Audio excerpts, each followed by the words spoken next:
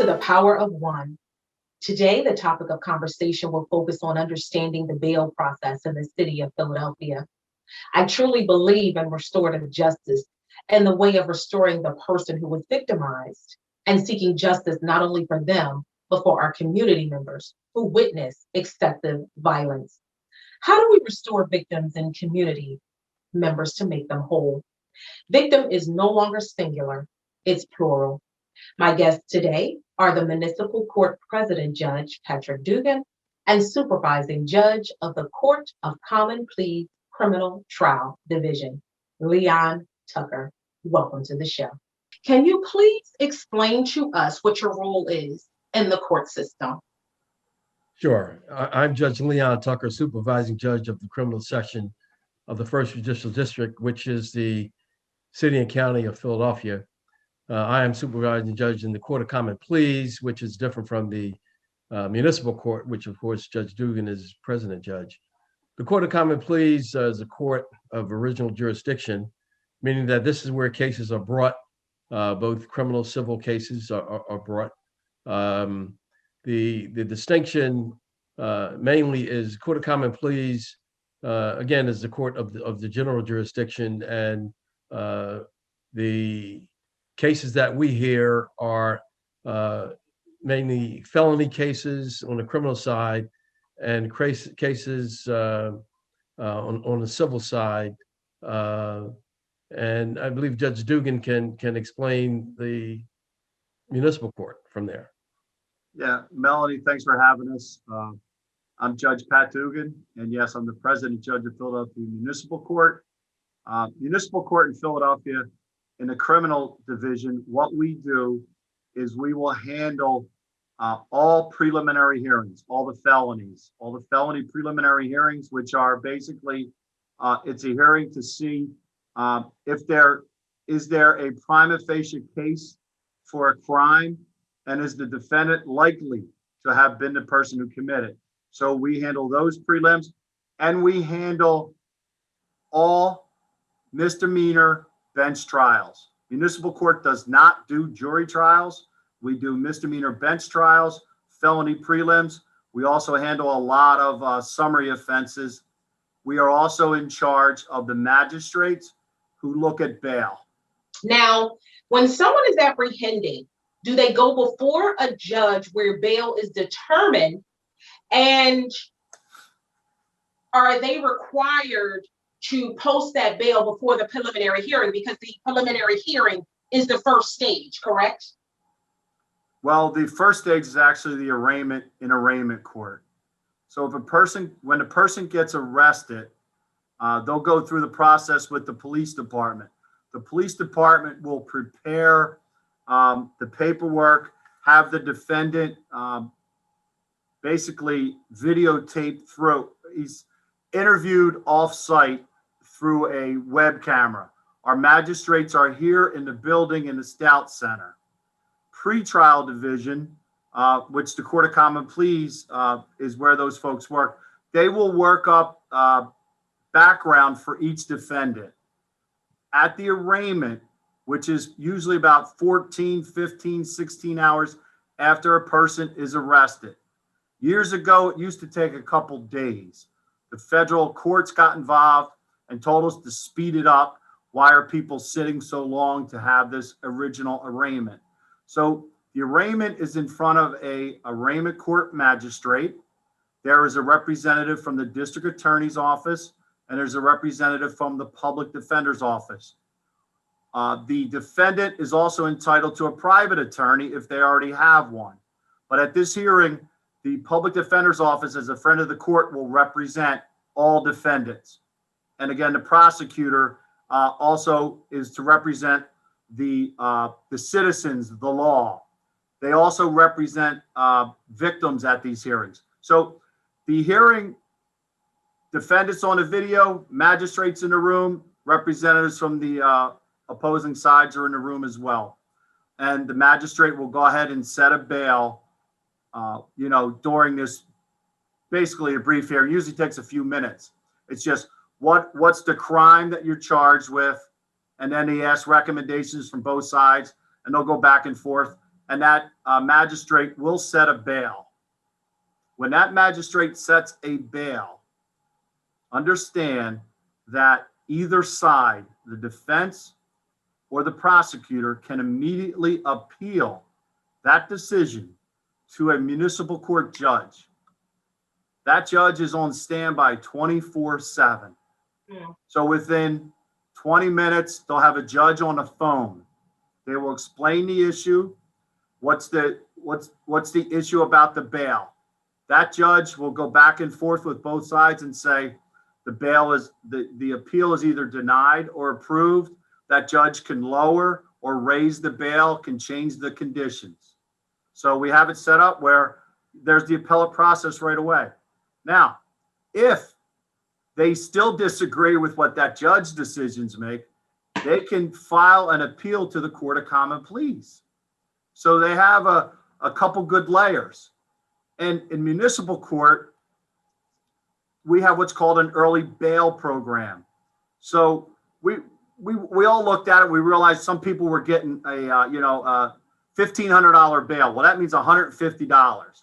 If a person can't pay $150, they have a problem. They're below poverty. So we realized that was an issue. So we started pulling those cases and put them in early bail review to find out what was going on. So within 3 to 5 days, we have another bail hearing for many of the people. And it's not just $1,500 bail.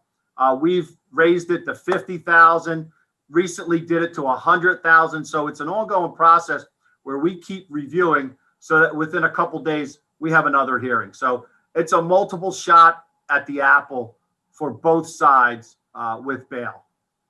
Okay. Now, how is bail determined for each defendant? Is there a dollar amount attached to each offense? And is priors taken into consideration? Priors are definitely taken into consideration. The history of the defendant definitely comes into play when a magistrate, a judge, an appellate judge make their decision. You have to look at the whole issue within terms of who the defendant is. What's his history in terms of criminal contact, convictions? What are his ties to the community? Is this person a flight risk? So is this a person who in previous times does not show up to court? Does he have an escape record? Does he have a record involving lying about who he was? So his identity we're not sure about. He likes to tell the police he's got 4 different names. And also another big concern that all judges must take into consideration is this person a danger to our community? Does the nature of this offense, does this cause alarm that perhaps he should be detained on a higher bail? So it's a sort of a complicated, you got to look at a bunch of factors in terms of this. There is really no money just put on something just because of the charge. Now, I will tell you, one of the issues is murder. Murder in Pennsylvania, there's no bail. If you're accused of murder, there's no bail. Now, you said something prior about victims being represented at the time of the arrest when they're speaking to the judge as to, well, bail will be set. How does that actually work, and what rights do victims have when that whole process is going on in the beginning? Okay, so in the very beginning in arraignment court, the victim has a representative, and that representative is called the district attorney's office. They're statutorily bound to represent each and every complaining witness and victim. So they're the ones who have the say in this early hearing. Later, as the process goes on, the victim can have a much bigger role. They're the folks who come in and testify at a preliminary hearing and then at a trial. So, but in the beginning, the job is for the district attorney, their representatives, to represent victims. There was a very robust victims assistance program throughout the city where each geographic area in our city would have an office with representatives who coordinated with the district attorney's office. Obviously, the COVID, I'm sure, has impacted their effectiveness. People are perhaps a little bit more reluctant, whether they're coming in or not. But there are supposed to be some people who are assisting these victims be heard throughout the court, throughout their process. But at some time, as these cases move forward, yes, the victims definitely have a say. One, as a witness, and then two, with an impact statement that they can give to a judge later on in some of our hearings. Right. And yes, that's what, as you know, I'm the executive director for Northwest Victim Services. And yes, we are still up and running even during the COVID. So unfortunately, of course, court has been on hold for a while with the victims, but we are still servicing our victims through the court process, as well as the other community-based agencies in the city of Philadelphia. So when bail is paid, does victims automatically get a PFA against their offenders? Say we're talking about domestic violence victims. Well, I can tell you that it's pretty much across the board in every single criminal case that judges, there's an implied stay away order. No matter what the case is, if a complaining witness makes a complaint against a defendant, if that defendant goes back to that person in a threatening manner, and it's basically how that person feels, that is something where a person can be charged with additional crimes. So they could be charged with obstruction of justice, an additional threat. That's pretty much inferred across the board. The request for a protection from abuse, when that is requested, it is addressed. And yes, when there are domestic violence cases, it's fairly standard that that's what it is, that becomes a condition of the bail to stay away from the complaining witness. Well, Okay. just to be Sure, Judge. you mentioned PFA, and I just wanted to make sure that your viewers and listeners understood that that is what Judge Dugan was referencing, a protection from abuse order. Yes. And more times than not, as Judge Dugan said, it's implied or inferred, but oftentimes it's specifically requested for and granted, especially in cases involving domestic relations. And it's so hard to get right now because of the COVID. I know I give the domestic violence victims a number, but it's kind of hard for them to get through. So, Melany, what I can tell you is in the Stout Center, physically in the basement, right down the hallway from where we run arraignment court. And arraignment court bail is done 24/7 in the Stout Center. Rain, sleet, snow, civil unrest. When there were police cars burning outside our building, we were still doing arraignment court. We were still doing bail hearings. And we were still doing emergency protection from abuse in this building. So between the hours of 5 p.m. and 7:30 in the morning, people can come to the Stout Center in the basement for an emergency protection from abuse order. During the business hours, that is done over on the family court building over on Art Street. And yes, there are some glitches, but I'm just saying that I know that our staff is here overnight, every night. Doesn't matter if there's 3 feet of snow or Center City's burning. These people are dedicated and they've been coming in. So they're here and they're ready, willing, and able to address these issues that people bring to them. That's very good to know because I keep my work cell phone on all the time. I tell people I don't work 9 to 5 Monday through Friday because unfortunately crime occurs after 5 p.m. on the weekends and in the evening. So that's very, very good to know. Judge, tell me about high bail. Does that ensure all offenders will be detained until their court date? No, it doesn't.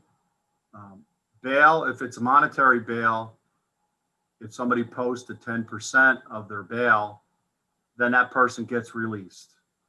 And today what's going on is there's also some bail funds out there that are posting bail for some defendants. So if a defendant gets arrested for, say, a gun charge, then his bail is $75,000.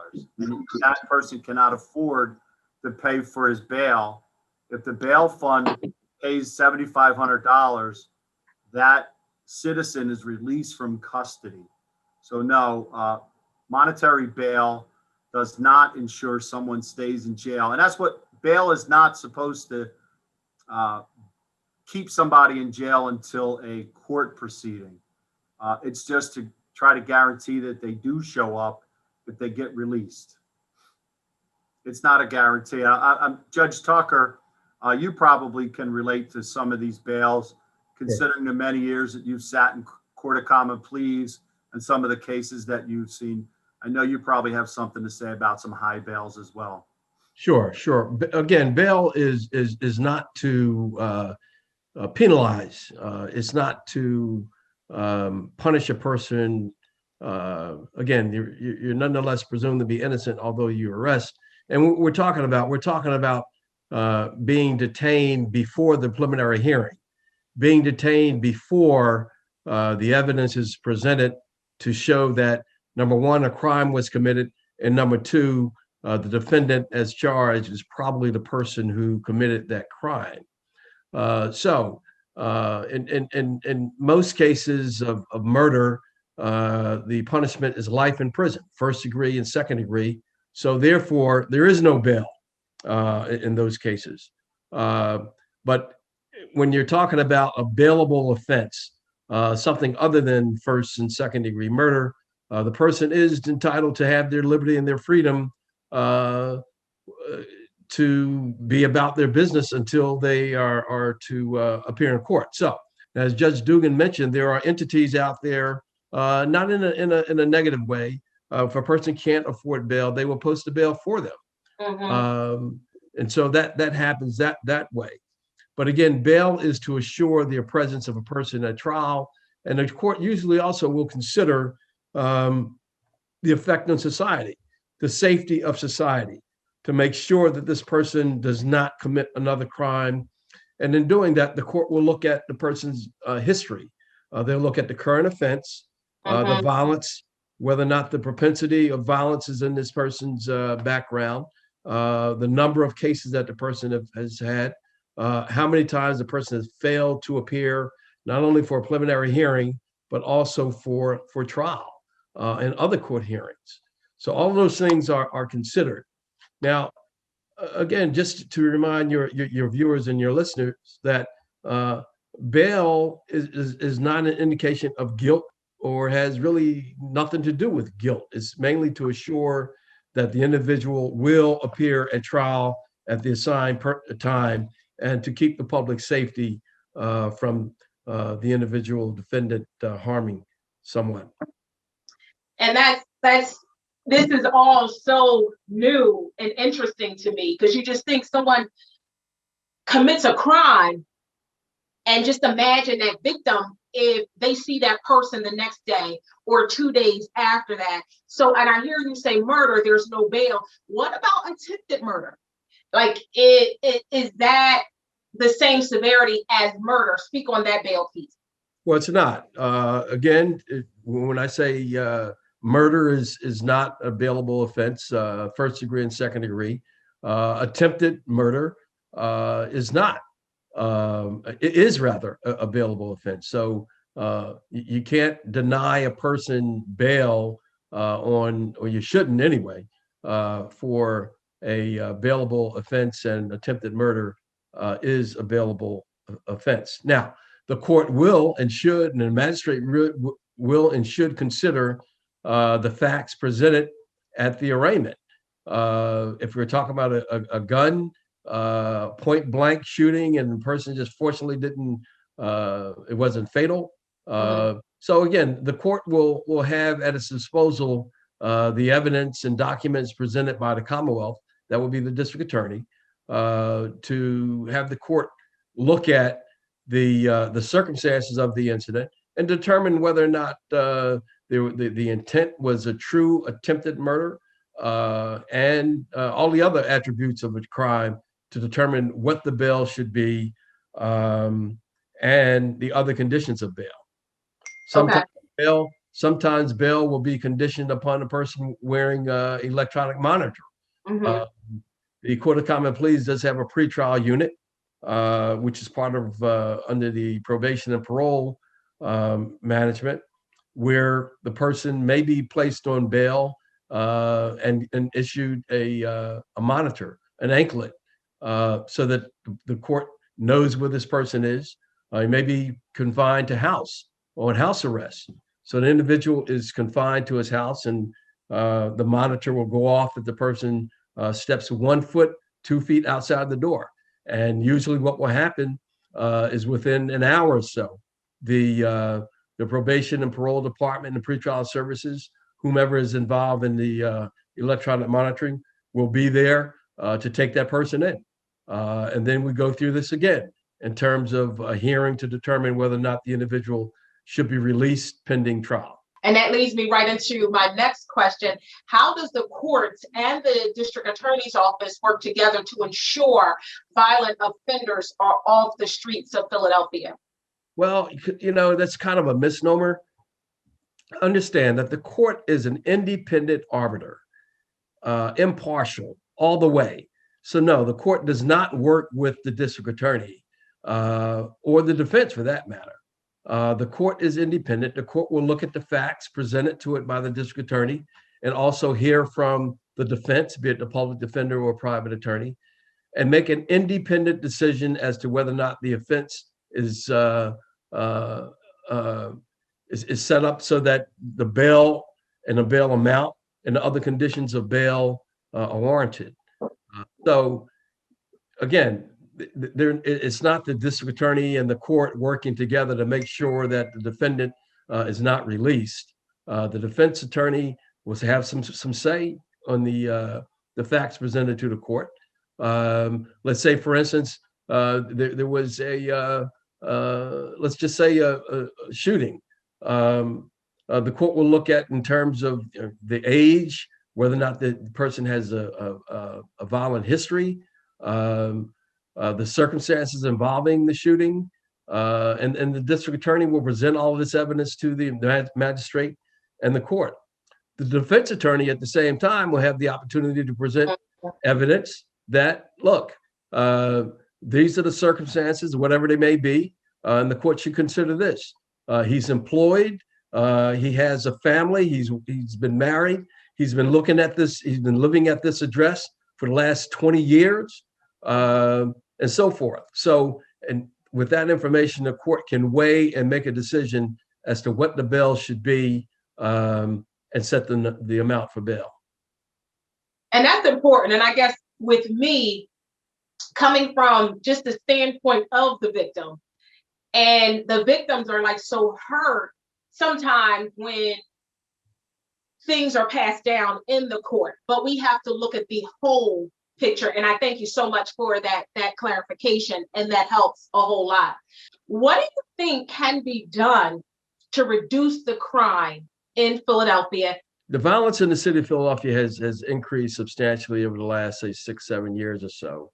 And it's been on my radar, something that I've been voicing very loud for a long period of time. The problem, as I see it, is that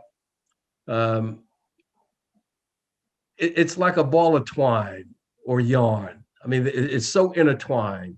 I mean, you're talking about education or the lack thereof. You're talking about poverty. There's a lot of social issues involved. The reduction of crime is not one something that you just got one fix that's going to fix it all. The various neighborhoods in the city, you have racism. You have a lot of other things involved. The question is, how do we resolve it? How do we solve this problem? And there's a manifold of answers to this, and they all must fit in together. Education, lack of employment. I mean, the unemployment rate, a lot of these crimes are economic crimes, whether it's theft, robbery, and things of that nature. It's just not like a reset button, or it's not just one answer that's going to fit everything. But one start that I think we can do is education. Secondly, social media. There's so much violence out there that people, in my mind, perhaps they even think that it's a video game where the reset button can be hit and we start all over again. No, obviously it doesn't work that way. There's funerals, there's hospitalization, there's unemployment because of injuries to people. There's so many things that intertwine into this that the whole community, entertainers, politicians, the clergy, must all come together and put their heads together to try to resolve this. I agree. Judge Dugan? It has to be, the whole society has to change. We have to start from the cradle. Our children need to be loved and nurtured from the beginning, in the home, in school. They need mentors, they need coaches, they need families around them, they need big brothers, they need big sisters. They need people who hang on the corner to have their back. And by that, I mean, in terms of keeping them safe. And I never understood how I got an 18-year-old sitting at the defense table. I got an 18-year-old who was a witness, but now he's reluctant. And I have an 18-year-old in the body bag. And I talked to the parents and the people in the courtroom, like, how the hell did these kids get guns and drugs and nobody could stop them who know them for their whole life? Now, it's us. It's our society that's allowing them to do this.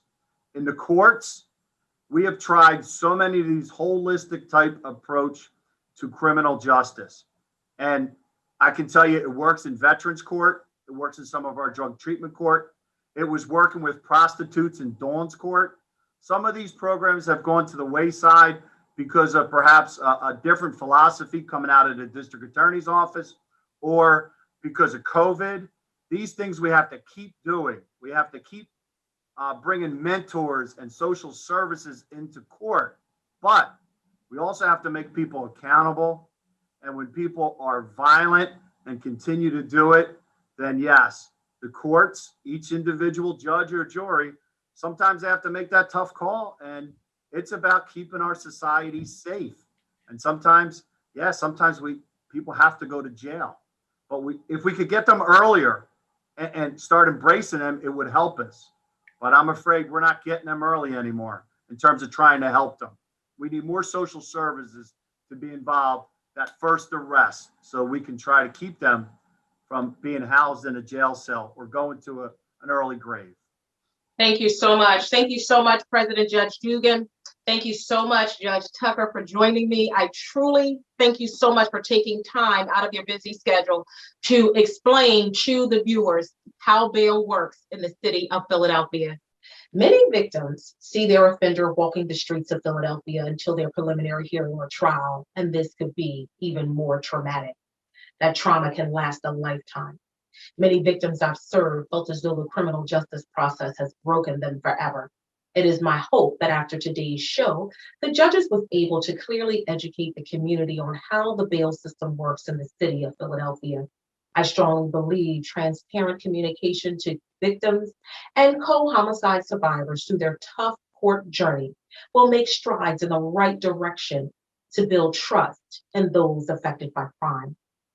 If you were affected by crime in the Northwest section of Philadelphia, or if you live in the Northwest section of Philadelphia and you were affected by a crime and you would like for me to attend court with you, you can reach me directly at 267-808-0350.